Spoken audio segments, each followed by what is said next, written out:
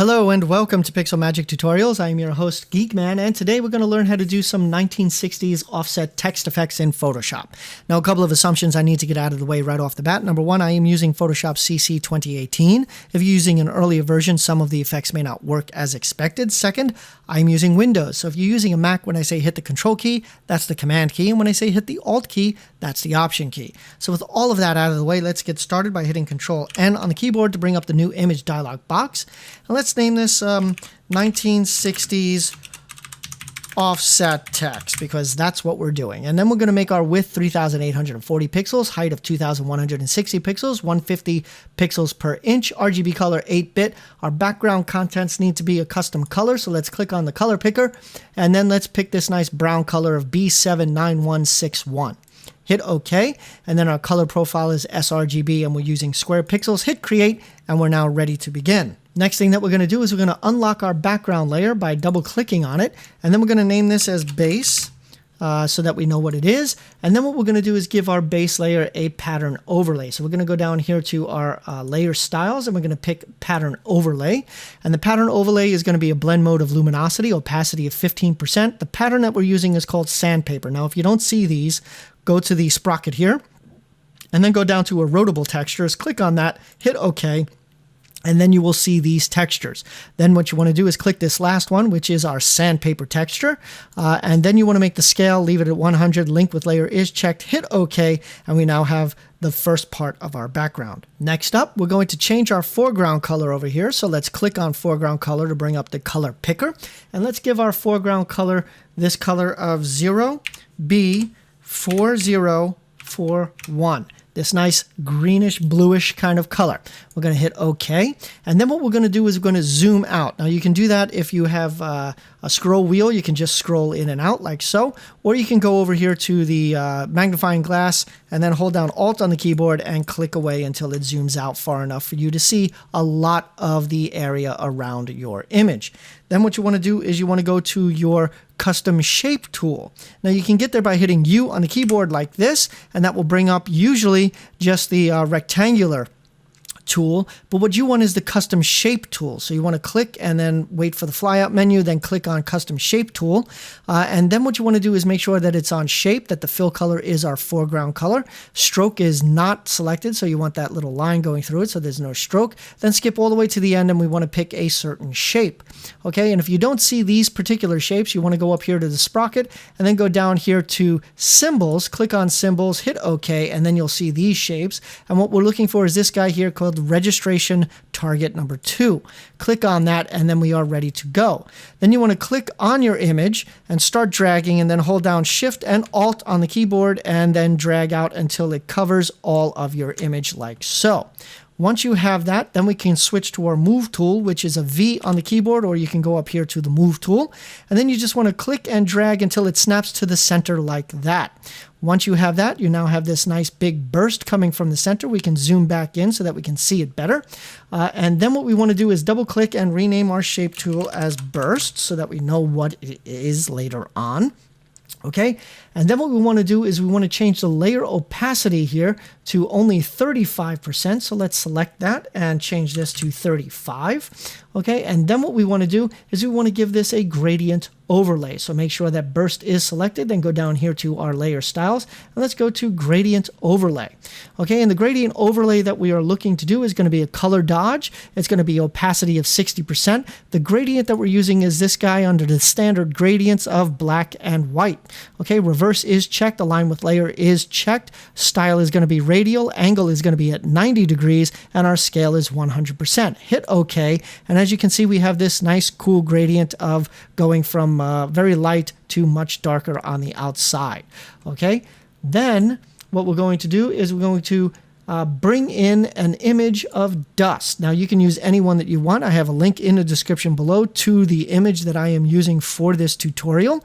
I also have a link in that description below on the font that I'll be using later on for the actual text effect. So feel free to download those to follow along. Now I'm going to bring in the dust layer now. Okay, and there it is. Now I'm going to turn this one so that it fills the image properly, and then I'm going to resize it so that it does fill the entire image. So whatever dust you find that you like, make sure that it fills the entire image. Once you have that, make sure that you're ready to work on it. And then what we're going to do is we're going to change this by getting rid of the color cast here. Okay, so the first thing that we're going to do is we're going to hit Control and U on the keyboard to bring up our hue saturation, and then we're going to bring our saturation all the way down to 0, and you can see that changes it to black and white. Okay, hit OK, and we now have our black and white dust layer. The next thing that we're going to do is we're going to make this layer opacity here only 20%, and you can do that by just hitting 2 on your keyboard, and that will change your opacity to 20%.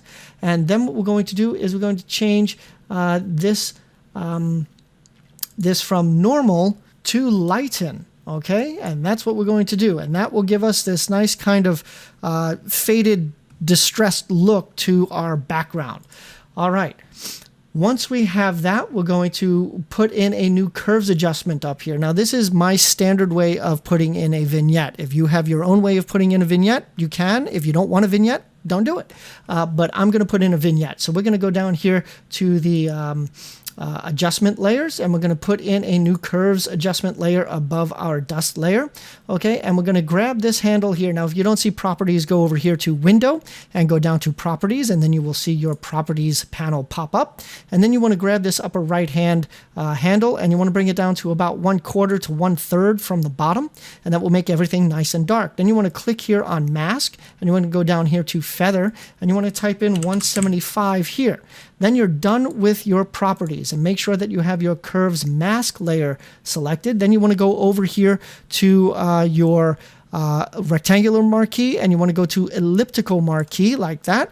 And then you just want to draw a nice ellipse like so that will fit your text. Click on here and get it centered properly, like so. Once it is centered, and still make sure that you are on the mask and not on the actual curve itself. You want to be on the mask, make sure that's selected. Then you want to hit Control and Backspace to fill that with black, which will hide the curves adjustment and fade it out to the outside. Then you can hit Control D on the keyboard to deselect, and you now have a vignette, but it's a little bit too strong. So what we're going to do is we're going to change the opacity of this layer to only 40%. So then we can just hit 4 on the keyboard like that, and we'll change the opacity, and we now have a nice faded vignette on our background. Now, all of these 4 layers construe the background of our image that we will put our text upon. So we can select the top one here, then hold down Shift, select our base layer here, and then hit Control G on the keyboard to make the group, double click on the name, and name it background, like so. Okay, once we have that, we are now ready to actually put in our text and create the offset text effect. Now, as I said before, I have a link in the description below to the font that I'll be using, but feel free to use any font that you want. Okay, so let's bring up our text tool by hitting T on the keyboard to bring up our text tool.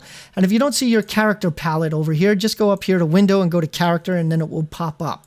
Okay, the font that I'm using is called Aphia, I think. Regular, I'm going to make this 205. Let's make that 205 points in size. Nothing else here matters, especially the color, but I would make this white because later on it will be important. I'll show you why. Okay, so we're going to use white color there. It's not really important though. We can change it at any time. Once we have all of that, we are done, and we can click anywhere in here and start writing in our text. And as usual, I will go with Pixel Magic. Okay, there we go. Once you have your text, hit the little check mark, then go to V for your move tool, and then just move this to the center so that it is nice and centered in your vignette. The next thing that we need to do is we need to make 3 copies of this text layer. So we're going to hit Control J twice, and we now have our 3 copies. Then we're going to click on the top one up here, and we're going to name this Outline. Then we're going to double click here on the name of the second one, and we're going to name this Fill. And then we're going to double click on this bottom one, and we're going to name it Shadow Mask. Not Shadow, but Shadow Mask. Okay? Now, what we're going to do is we're going to start working on just the outline layer. So first thing that we're going to do is we're going to hide our fill and shadow mask so that we can see what we're doing with our outline alone. All right. Now, what we're going to do with our outline is we're going to make our layer fill, which is right down over here. We're going to make that 0. And then what we're going to do is we're going to go to our layer styles, and we're going to give it a stroke. And the stroke that we're going to use here is going to be a size of 5. Inside is going to be the position. Blend mode is normal. Opacity is 100. Overprint unchecked. Fill type is color. And the color that we are using is 482C00. Hit OK, and we now have a nice outline of our text. Next, what we have to do is we're going to work on our fill layer. And what we have to do first is we got to unhide it. So let's click here on the little eye icon so that it's unhid. And then what we need to do is change its color. So we're going to go to our text tool, which I am on right now. And we're going to click up here on the text color, and we're going to put in a new color, which is going to be AC5120. Nice brown color. There we go. Hit OK, and we now have our nice brown color. Then we're going to change our layer opacity here to only, let's see here, 80%. So we're going to change that to 80. Whoop, not 810, 80. And then what we're going to do is we're going to move this slightly up and to the left to make it offset from the outline. Okay, so we need to go to our Move tool. Now we get to our Move tool by hitting V on the keyboard. Whoops, that's wrong. V on the keyboard, there we go. And then we're going to use our arrow keys to move it to the left a little bit and to up a little bit. So there we go, until it looks good to you. And that looks pretty good. We've got some blank space in there, you know, a little bit more. There we go, just like that. Okay, and you can move this around however much you want or however little that you'd like. It's all up to you. Let's move it back down just a little. There we go. So that looks pretty good to me. Okay, once we have that, what we need to do here is we are going to put a dust layer, a copy of our dust layer above this fill layer to make our fill look a little beat up. Okay, so what we're going to do is open up our background group here, and we're going to grab our dust layer and duplicate it by hitting Control J on the keyboard, and then we're going to just drag this above our fill layer like so. Okay, then what we need to do is we need to change our dust layer to our mode here to linear dodge add. Okay, so like so. Now you can see it's affecting the entire image, but we only want to affect the orange color in here. So the way that we do that is you hold down Alt on the keyboard and move your mouse in between the dust copy and the fill layer, and you'll see it change to this little box with an arrow pointed down, then click, and it will then be clipped only to the layer below it, which is our fill layer, which is just this orange color. So if I turn this off and turn it on, you can see that it is now a distressed orange color, which is exactly what we are looking for. Last but not least is our shadow mask and shadow portion of this text effect. Now, this one is a little bit more involved, so I'll go a little bit slower on this just so that you can follow along. Okay, first thing that we're going to do is we're going to unhide our shadow mask so that we can see it. And it is white. If your shadow mask text fill is not white, you want to change it to white right now so that this will work properly. Okay, so make sure that your text color in here is white. Okay, the next thing that we need to do is we need to change the layer mode here to darken, which is going to make it look invisible. Darken. And you can see what darken does is it makes anything that's white transparent. And as you get further away from white towards black, it gets less and less transparent, meaning more opaque. So right now, you don't see the shadow mask layer at all, which is exactly what we want. Okay, the next thing that we want is we need a new layer above shadow mask, and we're going to name it shadow. So let's create a brand new layer above here. We're going to double click on that, and we're going to name it shadow. Okay, the next thing that we need to do is we need to change the shadow layer mode to multiply. So from normal, we want to make this multiply. And from opacity of 100, we want to make it 80. So you just hit 8 on the keyboard like so. And that should, well, that didn't. So we just click here and we'll just do 80 like so. I'm sorry if I'm a little scattered. I'm very tired. It's been a very long day. So here we are, opacity 80%, shadow, multiply, we're ready to go. The next thing that we need to do is we're going to fill this shadow layer with a pattern. And we're not going to be using our layer styles for this. What we're going to do is we're actually going to fill it with a pattern. And the keyboard shortcut for that is going to be Shift F5. Yeah, Shift F5. That should do it. Shift F5. Why is it not working? Oh, because I'm inside of opacity up here. See how my cursor is up here? that means that it's still waiting for me to do something up there. So you can click over here in the gray area and that should work fine. Then click back on shadow layer and then hit Shift and F5 and there we go. Okay, again, like I said, it's been a very long day. Our contents for this is going to be a pattern. The custom pattern that we're using is going to be this guy right here. Now, if you don't see it, you got to go to the sprocket. You want to go down here to Web Patterns, then you want to hit OK, and then you will see all of these weird looking patterns. And the one that we're looking for is this guy right here, which is going to be a vertical line wide 3, 8x1 pixels. And it's 4 pixels of black and 4 pixels of white. Okay?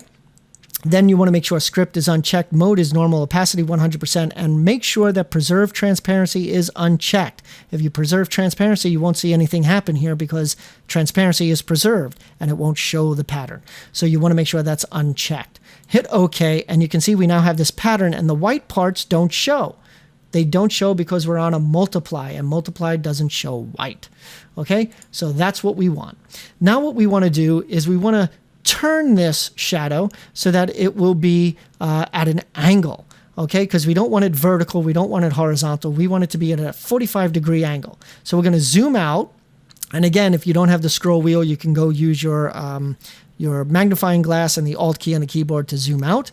Okay, then you want to hit Control T on the keyboard to transform, and then you want to click and hold down Shift on the keyboard and turn, and you'll turn to a 45-degree angle just like that, and then let go.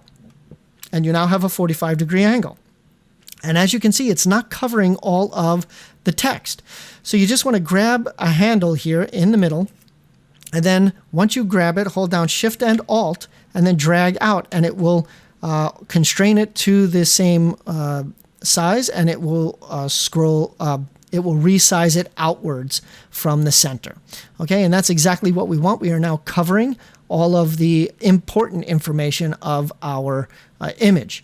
So once you've done that, hit Enter on the keyboard, and then we can zoom back in to fill the screen so that we can see what we're doing here. Okay, so what we need to do now is we need to clip our shadow to our shadow mask layer. So we're going to do the same thing that we did up here under Dust Copy and Fill. We're going to hold down the Alt key on our keyboard and put our mouse in between shadow and shadow mask. Click once, and then it will be clipped to our shadow mask. Now that it is clipped to our shadow mask, the next thing that we have to do is we got to get back to our Move tool, which is V on the keyboard, like so. And then what we're going to do is use our arrow keys, and much like what we did with the fill layer, we're going to move our shadow mask layer down and to the right, so opposite of our color. So we're going to use our arrow keys to go down a little bit and then to the right a little bit. And there, that looks pretty good to me. And that's really all that you need to do with that.